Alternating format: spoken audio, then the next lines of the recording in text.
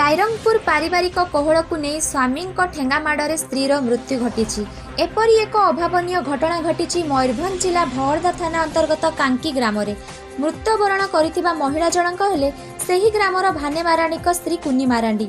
स्थानीय ग्रामवासी सूचना अनुसार गतकाली विलंबित राति कौनसी कारणरू स्वामी स्त्री मध्य झगड़ा होता। आज भोर सकाळु घरे कुनीर मृतदेह पड़िथिबा देखि स्थानीय लोके तुरंत पुलिस को खबर देइथिले। तेबे बहरदा पुलिस बजार में बुलुथिबा समय मृत कुनीर स्वामी भाने मारांडी को थाना आनी अटक रखी पचारा उचारा करिबारु से ता स्त्री को एक बाउंस ठेंगारे पिटी पिटी हत्या करिथिबा स्वीकार करथिला। तेबे एने बहरदा पुलिस एक हत्या मामला रुजु करी तदंत आरंभ करने सहित मृतदेह को जबत कर शव विच्छेद रायरंगपुर डाक्तरखाना पठाइथिले।